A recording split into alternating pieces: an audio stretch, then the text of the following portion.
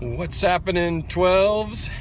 On my way back with my dad from CenturyLink Field, where the Seahawks beat the Los Angeles Rams. Was it 24-3? 24-3, and in the process wins the NFC West title, NFC West crown. Yes, we are NFC champions once again, which means we'll be in the playoffs, and we will have at least one home playoff game coming up in January, and that means this is the 5th season in a row to be in the playoffs. That's pretty amazing when you think about how hard that is to pull off. So big congratulations to the Seahawks for doing that. What do you got, another accident? No.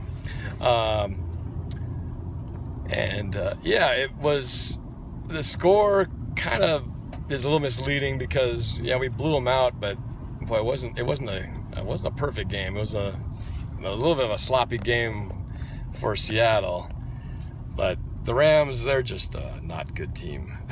They had some opportunities to score early. They had at least 2 chances to score a touchdown, and they blew it. They blew one really easy deep pass for like 50 yards or something, wide open, and got like 5 yards behind the free safety Steve Terrell, and he just dropped it. Then another one later in that, I can't remember if that same drive or later, but Goff had a wide open receiver in the end zone, and he threw it behind him, and he dropped that one too. So I was like, man, we dodged 2 bullets.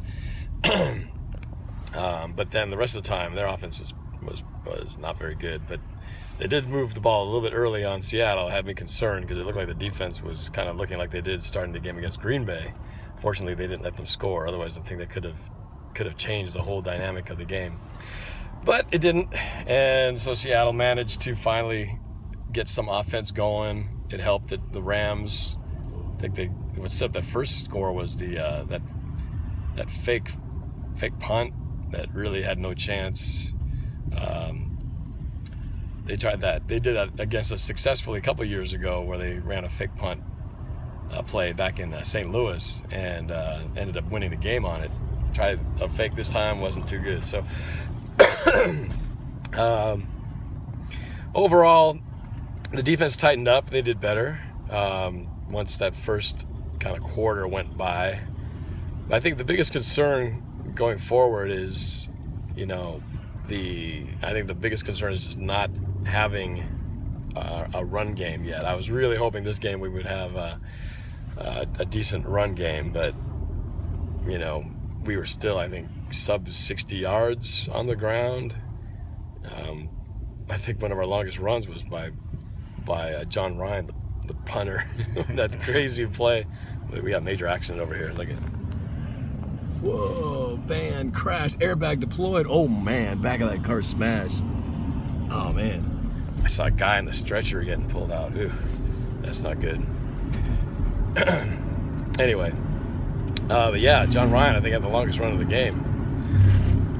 But man, that didn't look good. I hope he's okay. I really don't know the status of him, but man, when he ran and then kind of lost the ball and luckily got it back, and then he got creamed. He looked like Muhammad Ali just knocked him out. He just dropped to the ground, arms limp. For a while, it was kind of scary there, but he got up okay, and I think he just got bell rung really bad. But anyway, Wilson was better than last week. Still missed a few targets, but in the end he had a decent night. It's just the running game. That's just the frustrating thing. Every time we tried to run, it seemed like we were always bottled up for like 2 yards, 1 yard.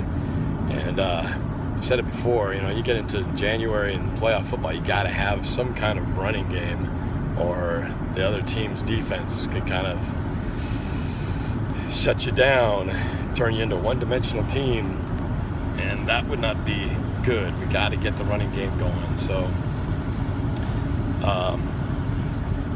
I think there's still that chance we get CJ Prosise back later on, so maybe he can help jumpstart things, but just haven't quite been able to capture the magic that we had against the Panthers 2 weeks ago.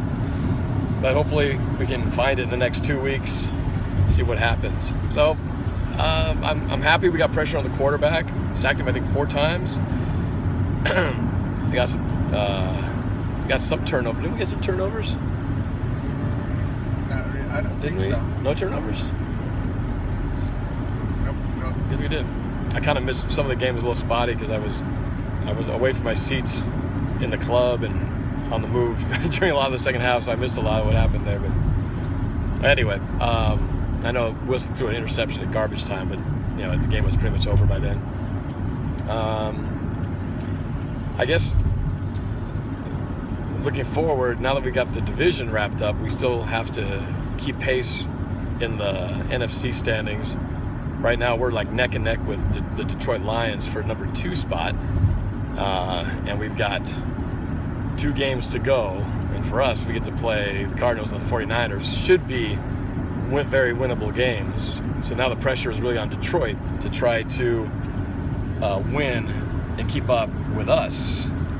And they have a very tough schedule. They play the Buccaneers, they play the Cowboys, and I can't remember. Or is that it? Maybe that's it. I think that's the last 2 games.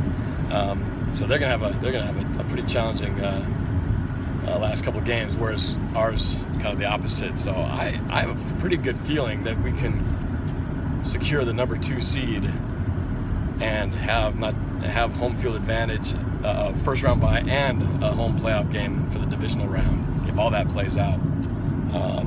Heck, there's still a chance that if the Dallas Cowboys were to lose the rest of their games, we could actually leapfrog them, I think, and get the number 1 seed. But that's beyond our control. So as long as Seattle can take care of the last 2, we'll see what else happens there. But I feel pretty good about our chances. But at least I know for sure we'll have at least 1 playoff game at home. So it feels good.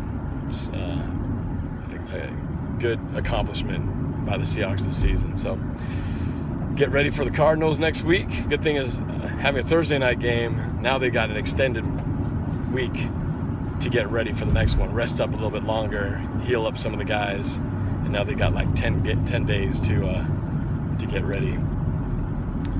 So tomorrow I have the opportunity to interview Cliff Averill. I'm actually doing some work with the United Way of King County, doing some shooting for them, but while I'm there, I got to work in a little NorCam angle with him. So hopefully, we don't have a lot of time, but I'm going to try to squeeze in a couple questions for him and hopefully get a little chit chat with him. Music video, no?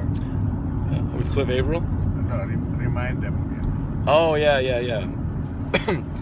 For those of you who haven't seen it yet, I did a post about how I'm doing a new Seahawks holiday music video, and my goal is to try to get as many Seahawks fans in it as possible, and a lot of it involves you just getting a copy of the lyrics and the music, which I changed the lyrics to be more of a Seahawks theme, and shooting yourself like this in a much better lighting situation, of course, with festive gear on, Seahawks gear, and singing a verse or 2 from the song. And then if you send me the clip, I'll put you in it, and it'll appear on the music video, which I'll be releasing probably next Blue Friday before the Cardinals game. So check it out. I'll put the information in the comments of this, or the description of this video, so you can get the lyrics, link to the MP3 file, and information on how to get me the clip after it's done. So hopefully you guys can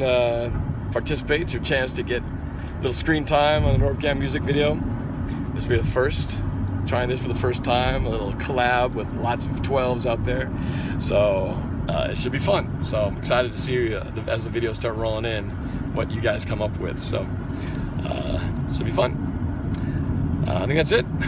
Almost home here, so we will touch base with you guys soon and take on the Cardinals next time. All right. Take it easy, guys. We'll talk soon, and go Hawks.